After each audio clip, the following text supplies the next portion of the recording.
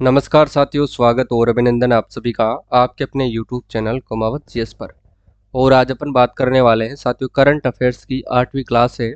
ठीक है, इससे पहले भी अपन बहुत सारे जो करंट अफेयर्स की क्लासेस ले चुके हैं। ये अपनी टेस्ट सीरीज है जो अपन चला रहे हैं राजस्थान करंट अफेयर्स 2022 और 23 की। ठीक है, तो देखिएगा पहला प्रश्न है, इसकी पीडीएफ आपको टेलीग्राम पर मिल जाएगी। बाकी सभी पीडीएफ आपको टेलीग्राम पर मिल जाएगी। ज्वाइन नहीं किया है तो ज्वाइन कर लीजिए। ठीक है, देखिए पहला प्रश्न है, सौर ऊर्जा उत्पादन में प्रदेश का कौन सा स्थान है। तो देखिएगा साथियों, सौर ऊर्जा उत्पादन में प्रदेश का कौन सा स्थान है, ये आपके एग्जाम के पॉइंट ऑफ व्यू से इंपॉर्टेंट प्रश्न है। यहाँ से एग्जाम में जरूर प्रश्न आपको पूछा जाता है। ठीक है, तो देखिएगा इसके अंतर्गत प्रथम स्थान है राजस्थान का।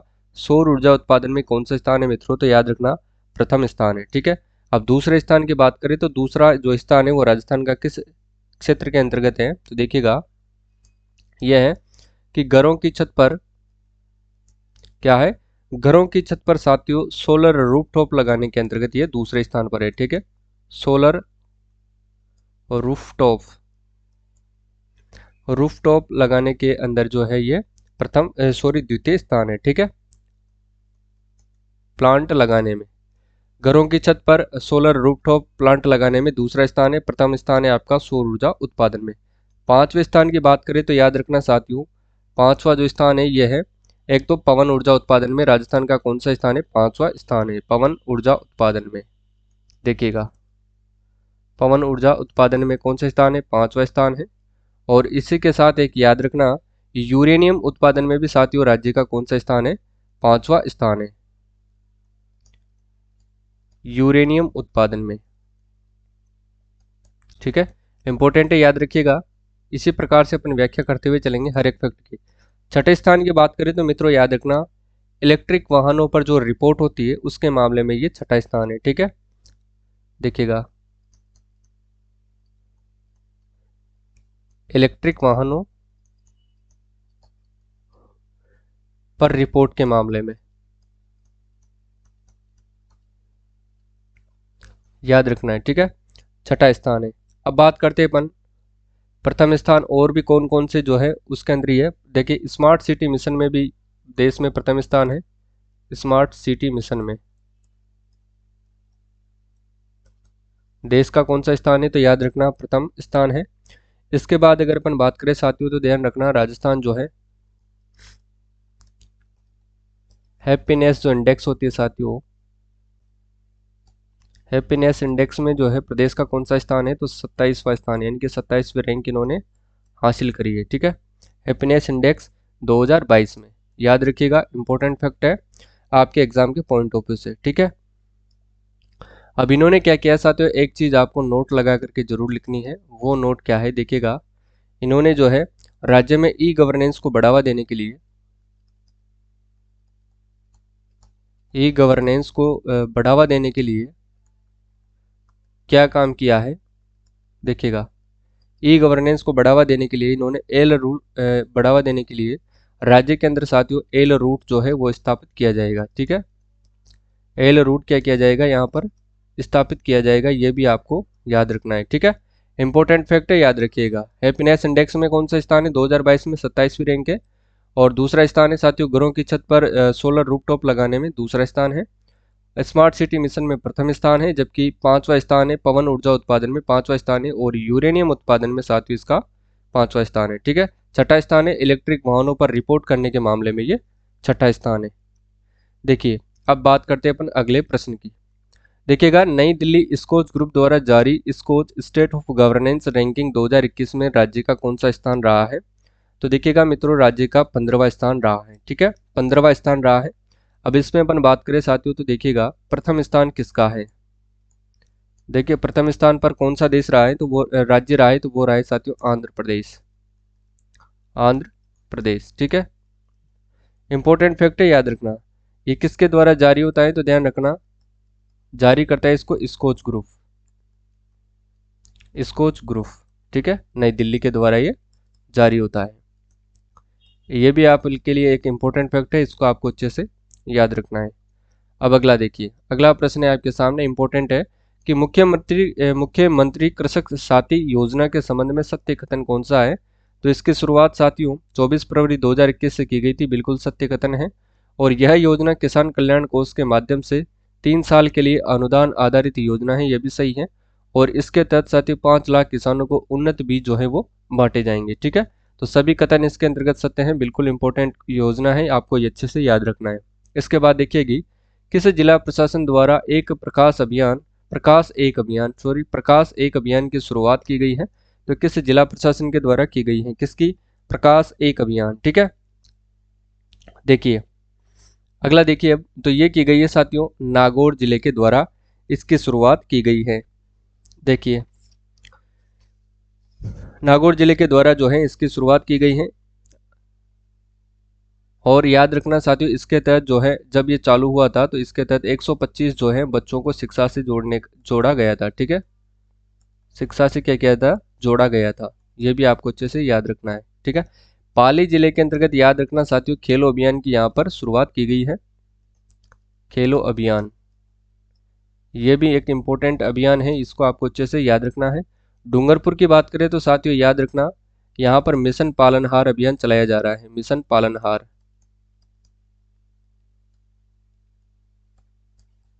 मिशन पालनहार। इसके साथ ही ध्यान रखना एक और अभियान है यहाँ पर, मेरी पुलिस मेरी दोस्त अभियान। ये जो है ये भी कहाँ पर चलाया जा रहा है, तो ये भी साथियों याद रखना डूंगरपुर जिले के अंतर्गत ये चलाया जा रहा है। ठीक है, अलवर जिले की बात करते हैं तो अलवर जिले में याद रखना हर घर पंचायत अभियान, हर घर पंचायत अभियान। इसके साथ ही सेहत अभियान, ये इंपॉर्टेंट है, याद रखना मित्रों। ठीक है, सेहत अभियान के साथ तंबाकू मुक्त अभियान, तंबाकू मुक्त अभियान, ये भी एक इम्पोर्टेंट अभियान है। इसके बाद अपन अगर बात करते हैं मित्रों तो देखिएगा हर घर पंचायत अभियान किसके द्वारा शुरू किया गया था, तो ध्यान रखना टीकाराम जूली, जो कि आपके कौन है, सामाजिक एवं न्याय अधिकारिता मंत्री हैं। और इन्होंने जो शुरुआत करी थी साथियों इसकी, तो इस अभियान की शुरुआत कहाँ से करी थी इन्होंने, याद रखना अलवर जिले के पुनखर गांव से। ठीक है, गांव आपको अच्छे से याद रखना है क्योंकि आपको गांव एग्जाम में पूछ सकता है। पुनखर गांव से इस अभियान की शुरुआत की गई थी। अब आगे देखिएगा, अगला प्रश्न है आपके सामने, आईएम शक्ति उड़ान योजना के संबंध में सत्य कथन है। तो इसे देखिएगा 19 नवंबर 2021 को शुरू किया गया था। कल गलती से साथियों यहाँ पर दिसंबर कर दिया गया था, तो उसको सही कर लीजिए। 19 नवंबर 2021 को इसे शुरू किया गया था और इसकी जो ब्रांड एम्बेसडर साथियों अवनी लेखरा को चुना गया है। ठीक है, यानी कि बनाया गया है। इसके तहत महिलाओं को हर महीने मुफ्त सैनिटरी जो है नैपकिन वितरण करना है, इसका जो लक्ष्य है वो टारगेट रखा गया है। तो इसके अंतर्गत देखिएगा साथियों सभी कथन बिल्कुल सत्य हैं। इसके अगर विभाग की अपन बात करें साथियों तो इसका जो विभाग है वो कौन सा है, ये किस विभाग के द्वारा संचालित की जा रही है, तो याद रखना साथियों महिला एवं बाल विकास विभाग, महिला एवं बाल विकास। ठीक है, इस विभाग के द्वारा ये चलाई जा रही है और महिलाओं को सशक्तिकरण के लिए इस अभियान की शुरुआत की गई है। आपको अच्छे से याद रखना है। देखिएगा साथियों प्रथम चरण के अंतर्गत इसमें कितना जो है वो बजट का प्रावधान किया गया है। प्रथम चरण में 200 करोड़ रुपए का जो है वो बजट प्रावधान किया गया है, जबकि साथियों याद रखना द्वितीय चरण में कितना जो है वो बजट इसके लिए प्रस्तावित किया गया था। तो देखिएगा द्वितीय चरण के लिए 600 करोड़ रुपए का जो है वो बजट प्रावधान किया गया है। और साथियों याद रखना, यह भी एक चीज याद रखना कि प्रदेश की कुल 1.45 करोड़ महिलाओं को 1.45 करोड़ महिलाओं को सैनिटरी नैपकिन उपलब्ध करवाना इस जो योजना है इसका लक्ष्य रखा गया है। ठीक है, तो इम्पोर्टेंट है, याद रखिएगा। देखिए अगला जो देखिएगा अगली जो योजना है कि अनुप्रतीक कोचिंग योजना के बारे में सत्य कथन है, यानी कि अनुप्रतीक कोचिंग योजना के बारे में सत्य कथन कौन सा है, यह प्रतियोगी परीक्षाओं से संबंधित है, बिल्कुल सही है साथियों। अखिल भारतीय सेवाओं के लिए इसके अंतर्गत 1 लाख रुपए दिए जाते हैं, यह भी बिल्कुल सत्य कथन है, क्योंकि अखिल भारतीय परीक्षाओं के अंतर्गत प्री मेंस और इंटरव्यू होता है, तो उन जैसे जैसे आप एग्जाम पास करते जाते हो उसी प्रकार से आपकी जो राशि निर्धारित की गई है, यानी कि प्री पर कौन सी मिलेगी, मेंस पर कौन सी मिलेगी और इंटरव्यू पास करने पर कौन सी मिलती है। ठीक है, तो उसको मिला करके 1 लाख रुपए आपको दिए जाएंगे। उसी प्रकार से राज्य प्रशासनिक सेवाओं के लिए भी 50,000 रुपये आपको दिए जाते हैं। और तो इसके अंतर्गत साथियों याद रखना सभी कथन बिल्कुल सत्य हैं। ठीक है, अब देखिएगा इसके बाद देखते हैं अपन अगले प्रश्न की बारी करते हैं। अगला प्रश्न है कि राजस्थान सिलिकोसिस नीति के संबंध में सत्य कथन कौन सा है। तो राजस्थान सिलिकोसिस नीति के बारे में सत्य कथन है, देखिएगा इसे अक्टूबर 2019 को लॉन्च किया गया था, बिल्कुल सत्य कथन है। और यह एक फेफड़ों की बीमारी है, यह भी आपके लिए बिल्कुल सत्य कथन है। ठीक है, अगला है कि यह उत्खनन, निर्माण और भवन निर्माण उद्योगों के काम में करने वाले लोगों के अंतर्गत ये होती हैं, क्योंकि जो पत्थर पीसते हैं इनकी जो पाउडर उठता है साथियों, जो खनन के अंतर्गत जो भी व्यक्ति काम करते हैं उनमें ये बीमारी पाई जाती है। ठीक है, तो याद रखना इसके लिए जो आंसर होगा वो बिल्कुल सत्य कथन है। ठीक है, ये इसकी मृत्यु पर साथियों 2 लाख रुपए की जो राशि है, सहायता राशि दी जाती है, आपको अच्छे से याद रखना है। अब बात करते हैं अपन कुछ धातुओं से होने वाले रोगों के बारे में, यानी कि धातुओं से होने वाले जो रोग कौन कौन से हैं। तो ध्यान रखना साथियों, मरकरी से कौन सा रोग होता है।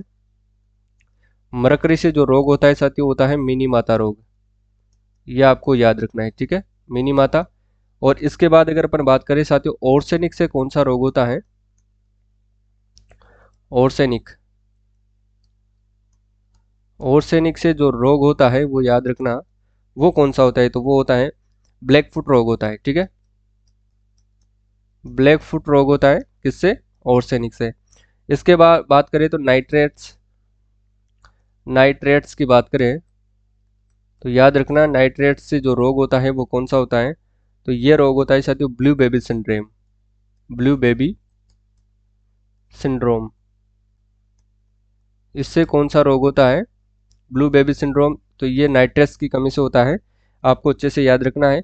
और एक जो फेमस धातु है साथियों, देखिएगा फेमस धातु कौन सा है, कैडमियम। यहाँ से आपको एग्जाम में 100% प्रश्न पूछा जाता है, जिसकी कमी से इससे होता है इटाई, इटाई जो रोग होता है वो किससे होता है। तो याद रखना मित्रों ये कैडमियम से होता है। ठीक है, इसके बाद अगर बात करें तो एक और है सीसा।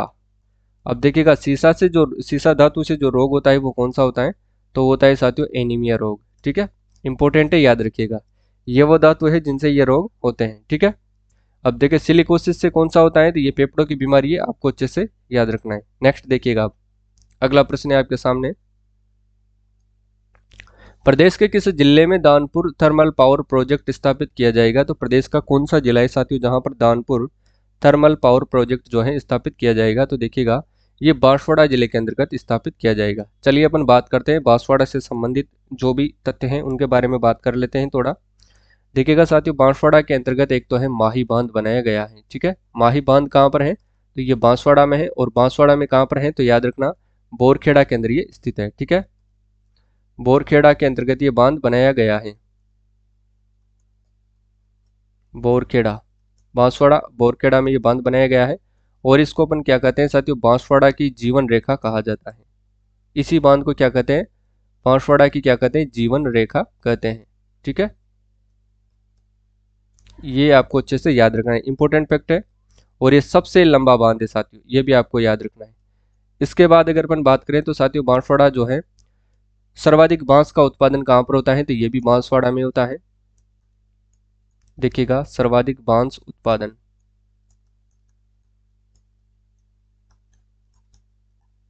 सर्वाधिक बांस का उत्पादन कहाँ पर होता है। तो ये भी बांसवाड़ा के अंदर ही होता है। ठीक है, इसके बाद बात करें तो बांसवाड़ा के अंतर्गत एक झील स्थित है, उसका नाम है साथियों आनंद सागर झील। ये भी कहाँ पर स्थित है, ये भी बांसवाड़ा के अंदर ही स्थित है। और एक मंदिर है साथियों यहाँ पर, याद रखना आनंदपुरा,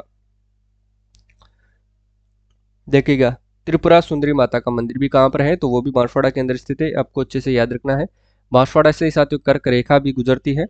ठीक है, और यहाँ पर जो है सॉरी मैग्नीज जो है, देखिएगा मैग्नीज उत्पादन के खनिज क्षेत्र कौन कौन से यहाँ पर पाए जाते हैं। ठीक है, उत्पादन क्षेत्र उनकी अपन बात करते हैं, वो कौन कौन से क्षेत्र हैं। तो देखिएगा एक तो है साथियों लीलवानी, और दूसरा जो है साथियों वो है काला खूंटा। कौन सा है, काला खूंटा की बात करते हैं। और तीसरा है साथियों तलवाड़ा। ठीक है, ये वो 3 क्षेत्र जहां से मैंगनीज निकाला जाता है बांसवाड़ा के ये खनन क्षेत्र। इनके अलावा और भी है, तो ये चर्चा में है साथियों, इसीलिए मैं आपको बता दिया हूँ। ठीक है, देखिए यहाँ पर एक वागड़ सर्किट है, सर्किट की भी बात कर लेते हैं। तो यहाँ पर कौन सा सर्किट है, वागड़ सर्किट, यानी कि पर्यटन परिपथ की बात करते हैं। वागड़ सर्किट, ये किन जिलों के अंदर स्थित है? तो याद रखना ये बांसवाड़ा व डूंगरपुर। वागड़ सर्किट है बांसवाड़ा व डूंगरपुर, ये आपको विशेष तौर से याद रखना है, इंपॉर्टेंट है साथियों। देखिए सर्वाधिक बांस का उत्पादन बांसवाड़ा में होता है, और आनंद सागर जो झील है ये कहाँ पर स्थित है? तो ये भी बांसवाड़ा के अंदर ही स्थित है। ठीक है, माही बांध जो है बोरखेड़ा बांसवाड़ा में बना हुआ है, और ये बांसवाड़ा की जीवन रेखा अपन इसको कह सकते हैं। अब एक चीज और देखिएगा साथियों, यहाँ पर, यहाँ से साथियों अभी हाल ही में नवीनतम जो सोने के भंडार यहाँ पर पाए गए हैं। ठीक है, सोने के भंडार कहाँ पर पाए गए हैं? तो याद रखना ये भी बांसवाड़ा में ही पाए गए हैं। देखिएगा नवीनतम स्वर्ण भंडार, अब ये कहाँ पर पाए गए हैं इनकी अपन चर्चा करते हैं। देखिएगा एक तो है घोटिया अंबा, घोटिया अंबा, इसके बाद है साथियों आनंदपुरा भूकिया,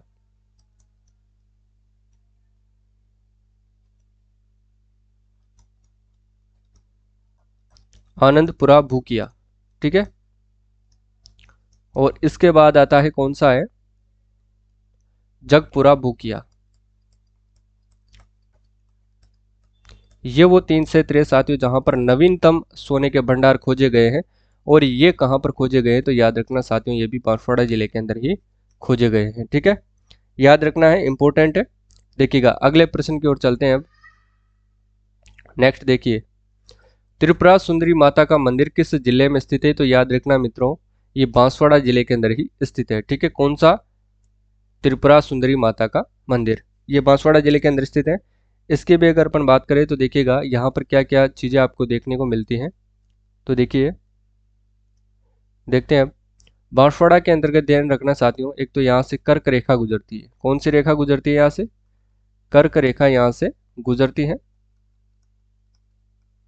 बांसवाड़ा जिले से होकर के ये गुजरती है। ठीक है, ये दो जिलों से गुजरती है, एक तो है डूंगरपुर और एक है बांसवाड़ा। ठीक है, आपको अच्छे से याद रखना है। और यहाँ पर एक बांध और स्थित है, कागदी पिकअप बांध, कागदी पिकअप बांध, ये भी प्रश्न एग्जाम में पूछा जाता है। ये भी कहाँ पर स्थित है? तो ये भी बांसवाड़ा जिले के अंदर स्थित है। ठीक है, अब दो अनुसंधान केंद्र है साथियों यहाँ पर, एक तो है चावल व मक्का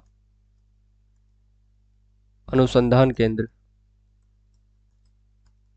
ये कहाँ पर है? तो ये भी याद रखना साथियों ये भी बांसवाड़ा जिले के अंदर ही स्थित है। ठीक है, चावल व मक्का अनुसंधान केंद्र बांसवाड़ा जिले में ये स्थित है। ठीक है, इसके बाद देखिए सवाई माधोपुर की अगर अपन बात करें तो याद रखना यहाँ पर रणथंभौर अभ्यारण्य स्थित है। रणथंभौर अभ्यारण्य कहाँ पर है? तो याद रखना ये बांसवाड़ा जिले के अंदर स्थित है। ठीक है, सिरोही की बात करें तो यहाँ पर गुरु शिखर चोटी स्थित है, इसकी ऊंचाई 1025, हाँ 1025 किलोमीटर है। ठीक है, गुरु शिखर जो है सबसे ऊंची चोटी है, याद रखना सबसे ऊंची चोटी कौन सी है? तो याद रखना गुरु शिखर है, 1725, सॉरी 1725 मीटर इसकी क्या है? ऊंचाई है। ठीक है जी, याद रखिएगा। धौलपुर की बात करें तो याद रखना ये राजस्थान का सबसे पूर्वी बिंदु है,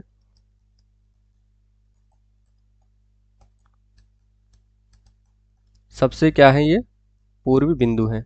ठीक है, इंपॉर्टेंट है, याद रखिएगा। सूर्योदय सर्वप्रथम कहाँ पर होता है? तो याद रखना सूर्योदय जो है सर्वप्रथम जो है वो यहीं पर उदय होता है, ये भी आपको याद रखना है। ठीक है, और सबसे पश्चिम बिंदु कौन सा है? तो वो है साथियों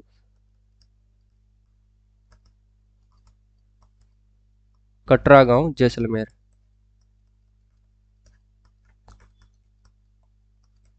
ये आपको अच्छे से याद रखना है। ठीक है, तहसील कौन सी है? तो सम तहसील है, याद रखिएगा, इंपॉर्टेंट है।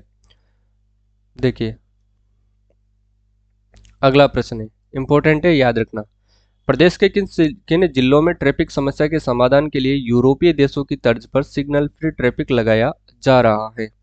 तो ये जयपुर, जोधपुर और कोटा जिलों के अंतर्गत लगाया जा रहा है। बांसवाड़ा और प्रतापगढ़, डूंगरपुर और बांसवाड़ा, सीकर, चूरू, झुंझुनू, ये शेखावाटी प्रदेश के अंतर्गत आता है, याद रखना है शेखावाटी प्रदेश अपन इसको कहते हैं। ठीक है, बांसवाड़ा व प्रतापगढ़ यहाँ पर 56 का मैदान स्थित है,